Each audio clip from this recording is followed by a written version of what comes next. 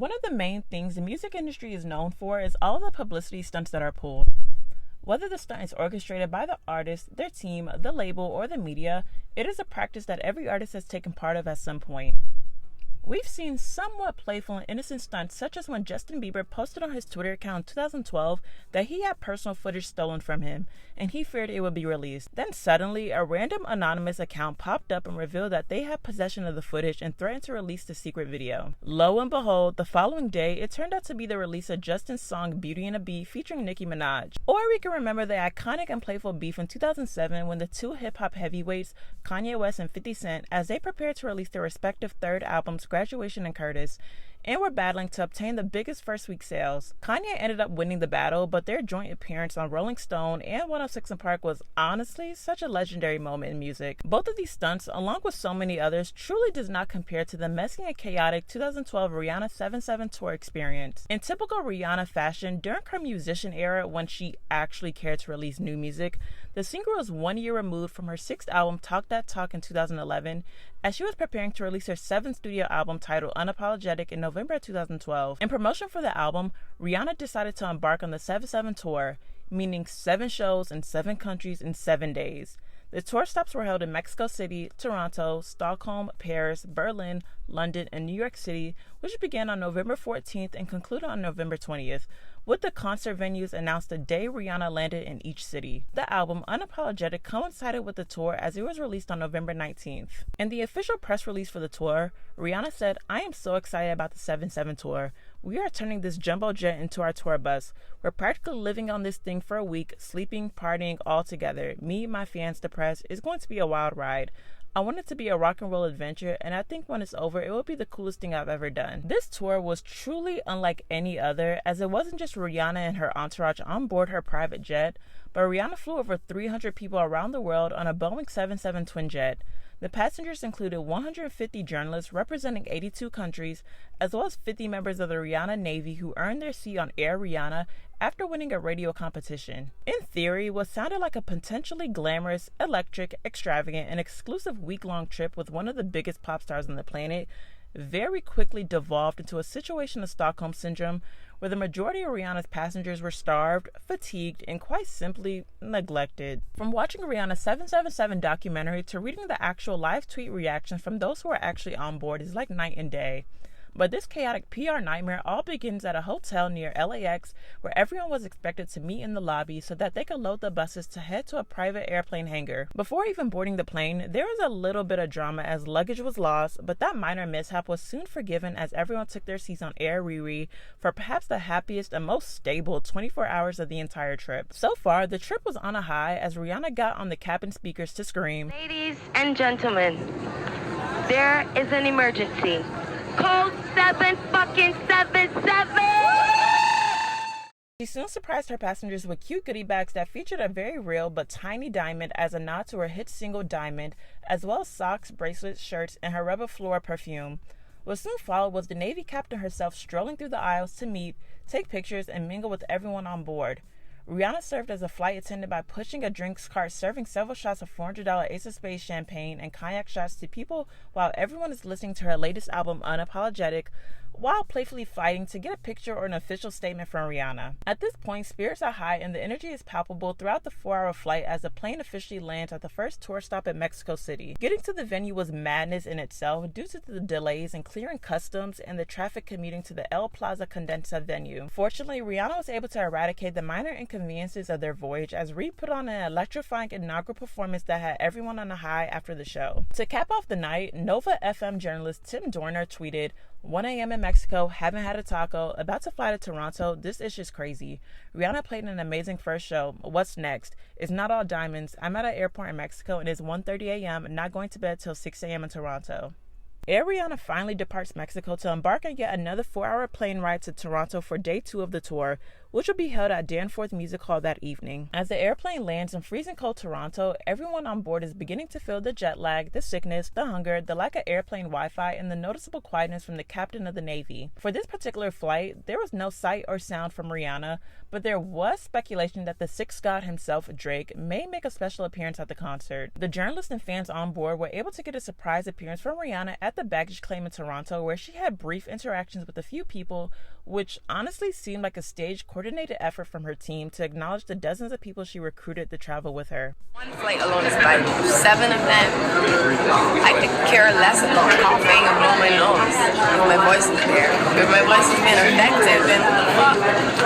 That's all I got. Though Rihanna performed the exact same set from the night before, the crew was still thoroughly enjoying her mesmerizing stage presence, as Jay Escobedo-Shepherd from Spin Magazine said, "Best thing about Rhea is she has no choreo. She just freestyle dances, so sometimes F's it up and laughs at herself, and it's super cute." The 300 plus food-deprived passengers goes back to board the plane after the concert to embark on an 8-hour flight to Stockholm for day 3. This flight to Stockholm was when the mental strength of the passengers was really tested, because literally everyone, except Elliott Wilson from Complex, was beyond exhausted, but he was still very energetic for some odd reason. Commentary at this time featured Erica Ramirez from Billboard saying, "Wow, 3 p.m. here. Just hopped on the bus straight from the plane, and of course Elliott Wilson is already turned up." Jay Escobedo-Shepherd said, "Sweating profusely in Stockholm, got 3 hours of plane sleep, sitting on the bus in pitch dark at 4 p.m., beginning stages of Lord of the Flies." The crew landed in Stockholm in the afternoon, and for the first time since the tour kicked off 3 days prior, the journalists and fans on board finally got a hotel room and were thankfully able to sleep on a real bed. Though they were unable to get rest for long, they headed to the Burn Salonga venue, where Rihanna performed a predictable yet electric performance in front of VIP guests Anthor Bergersen and the late DJ producer Avicii. Rihanna also invited the flight attendants to take part in the fun. We're usually sleeping to get up nice and early to serve the flight, the 7-day tour, but it's going to be kind of difficult tomorrow morning, but we're going to make it happen. The crew checked out of their hotel early to hop on a 2-hour flight to Paris for day 4 of the 7/7 tour. Despite getting a little bit of rest prior to this flight, everyone is still sleep deprived and is in desperate need of coffee and food. But they were all granted 1 hour to explore Paris before they must get ready to head to the 4th show. At this point, everyone was notified by Def Jam representatives that they are likely to get yet another restless night, as Diddy, Pharrell, and Omarion will be joining them for an after party. Commentary at this point in the trip featured Jay Escobedo-Shepherd saying, "We have eaten and are relatively docile, but baggage claim 24 at De Gaulle Airport is like a White House presser without the president. You could cut the thirst with a knife." Elliott Wilson said, "When you're on the road and you get to eat, it's like a victory. Don't know how you rap dudes do it, must be the drug." With day 4 of Rihanna playing, nobody has been eaten alive. We're here. We are awake, and we're on our way to Paris. The excessive alcohol, lack of sleep, and no water being served on board, the journalists were completely living the rock style lifestyle, and things only intensified at the after party with the A-list guests who made an appearance. Though many of the journalists were understandably exhausted, it seems they felt the pressure from their media companies to take advantage of such an exclusive elite after party. Frustrations grew among the crew as apparently Diddy and his security guards showcased an unfriendly aggression towards the journalists. One of the journalists noted, "Diddy's security guard batted the phone right out of my hand, so I just took pictures of the crowd, and in my piece the next day I wrote, 'Here's Sean P. Diddy comes with an arrow of him in the crowd of people. Here's Rihanna with just an arrow.'" After the party, the following morning, the passengers boarded their flight to prepare for their 5th stop to Berlin. The journalists and fans on board were Summer Walker levels of over it, as they were still reeling from their sleepless nights of watching the same exact performance almost a handful of times. And on top of that, they haven't had an actual meal in days. Their early morning travel hit a rough patch as their flight was delayed, as the plane was stuck on the tarmac for 2 hours, as they all later found out is because the Navy captain Rihanna was busy shopping for lingerie in Paris while her 300 plus crew is awaiting her arrival. Frustrations are at an all-time high at this point, as the commentary from the journalists include Jay Escobedo-Shepherd saying, "I'm so done with everybody on this plane and their stupid laughing." Julian Smolinski said, "Tensions running high on the Rihanna airplane. We go from stuck on the plane to stuck on the bus to stuck in the venue. One dude is literally playing a harmonica." Julian Smolinski said, "We traveled through Paris and Berlin, and thanks to extensive delays, haven't seen daylight in days. When we return, our eyes will have shrunken into tiny slots, and we will forage on the ground for centipedes and other high-protein foods we can fill with our hands. We will also be chained to Rihanna like Michonne zombies." When the flight finally lands in Berlin for the 5th show, in advance of the concert at the E-Work Club, which used to be a power plant that had survived World War II, the passengers were on the verge of being vitamin D deficient as they have not seen the sun in what seemed like a lifetime. With article quota deadlines approaching and not much or any sighting of Rihanna, there was virtually nothing for the journalists to report on except each other. The once again predictable set list, coupled with a disorganized, demanding schedule and logistical disaster, the energy levels of the tour took a steep plunge. Everyone's mood at this juncture is very heavy and dark given that they did not have a hotel, but had to make the best of a long backstage hall to sleep and get freshened up. This makeshift rest area likely could have been a contributing factor to the infections and illnesses that several people contracted while on the tour. The journalists continue to vocalize their irritation with the tour conditions as Erica Ramirez said, "It's tiring and the low amount of time we get with her has become frustrating." Jeff Rosenthal said, "I know that dance, every dance, and each and every word to her speech about how intercity name here is special." Rihanna's lack of visibility inevitably resulted in someone to create a Rihanna missing poster and put them all around the plane. At this point, everyone and everything is about 5 to 7 hours behind schedule due to the previous late departure times and the flight crews requiring rest time, and it is pretty safe to say that everyone is sick and tired of each other and ready for the tour to be over. Erica Ramirez said, "Friends, if you're concerned for our health and sanity, now or for later down the line, meet us at JFK Tuesday morning with food, water, and hugs." Jeff Rosenthal said, "Please God, make this end." Soo-Yeon Kim said, "I want to cry." During this point, as the plane finally arrives in London for the 6th tour stop at the Kentish Town Forum later that day, insanity starts to creep in for the majority of the journalists on board. People are hungry, exhausted, stressed, and depressed, and all of these tiring elements culminates in the passengers staging a revolution against Rihanna, in which the entire middle section of the plane starts chanting, "Save our jobs, just one quote, we have weed, Occupy 777, and also change the lyrics of her song to fit their desperate pleas by singing, "Where have you been? 'Cause I never see you out. Are you hiding from me on our flight?"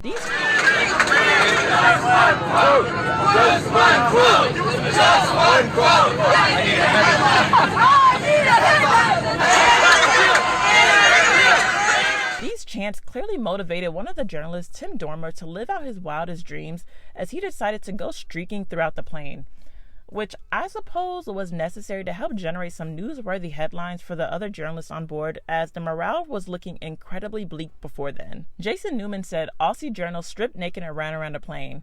Elliot Wilson said, "Australian dude butt naked streaked." Maud Deesh said, "I have such mixed feelings regarding the Australian mother effer with the harmonica. He just streaked on the plane and it was just the most." In response to what prompted him to run throughout the plane with all of his clothes off and what led to him almost being kicked off the plane, Tim Dormer said, "I was in party mode and just thought, hey, I know how to get this started. It was chaos and there was no thought put into it. There was never a moment of should I or shouldn't I. Everyone was waiting for a headline, and I think that was poor PR on the tour organizers. They just didn't give us enough variety or interaction with Rihanna. It was just the same show, different country. It was the perfect storm that everyone needed a reason to talk about how grueling the tour was." Once the team officially landed in London after not getting any sleep in nearly 36 hours, they went to their hotels but were also invited to Rihanna's event of her turning on the Christmas lights at Westfield Shopping Centre in London at 5 p.m. that day, in which she invited the attendees there to her very intimate 1,500-person show at the Kentish Town Forum that evening, which unsurprisingly started late at 10:15 p.m. This is a particularly notable show as Rihanna had gotten into an argument with her band as Erica Ramirez said, "Why is the track off from the band on Where Have You Been?" Soo-Yeon Kim noticed that Rihanna started singing Where Have You Been one beat early and dreaded what would come. Track kicked in and she had to start over. Though they unceremoniously go to an after party after the show, the crew had to muster some level of energy for their 3 a.m. call to head to the airport as they prepare for their final tour stop in New York City. I don't really have a voice for the next city and it's 7 countries, so I'm trying to balance that. You know, I can't make everybody happy, but at the end of the day, if my fans are happy, that's all I fucking care about. On board for their final flight together to New York City after being delayed in London for hours and hours, Rihanna finally addresses her passengers, whom she had forgotten to acknowledge for the last 6 days. Pay attention to myself. This time usually I just go, and this time I had to sleep. Like usually I would be back here partying balls off all the time, but I had to really pay attention and take care of my health because I'm on the plane all the time. So many people, no rest. The survivors, the passengers, were beyond excited to finally see the sunlight and reach the conclusion of the trip as Jeff Rosenthal said, "Our long international nightmare is over. Erica Ramirez said, "Oh my God, we're home." Julian Smolinski said, "Cheers, clapping, shouts of USA on the Rihanna plane. 150 people about to third base the tarmac." Erica Ramirez said, "Reese says she couldn't spend much time with us because she had to quote-unquote rest." Air Rihanna 150 finally landed in the Newark, New Jersey airport for the final show of the tour in New York City's Webster Hall. What was described as her best show from the tour, what followed was an after-party at the 4040 Club in which Jay-Z and other executives from Roc Nation made an appearance to congratulate Rihanna on the conclusion of her tour and the release of her album. From reading the first-hand stories of the experience the journalists had throughout this tour, the only major takeaway was that this trip sounded like a nightmare you would not wish on your worst enemy. Contrasting that from what I watched in the 777 documentary, you would not even think people were practically being held captive.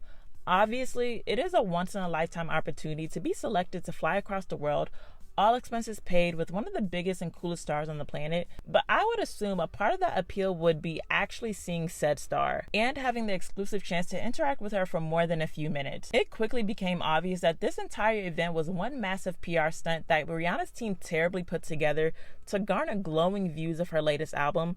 Fortunately for Rihanna, Unapologetic became her first #1 album, but unfortunately, the reviews for this tour was deservedly overwhelmingly negative, as it highlighted the logistical negligence the journalists experienced. From being stuck on the runways for several hours while their VIP passengers casually lingerie shopping, to going over a day with no rest or sleep, to not having water or the internet at critical points to access their files to publish stories. And to make matters worse, Rihanna and her team failed to keep their promise of the daily press conferences with the journalists, so it is no surprise that the passengers practically staged a revolt towards the end of the voyage. Craig McLean from The Guardian spoke on the tour by writing, "Did I meet her? No. Didn't even speak to her across a crowded fuselage. Still, in the weak sum total of 10 minutes that she spent at the back of the plane talking to her captive, very captive audience, I did overhear her saying that ordinarily she had been hanging out with us, partying my balls off, but she was saving her voice for the shows."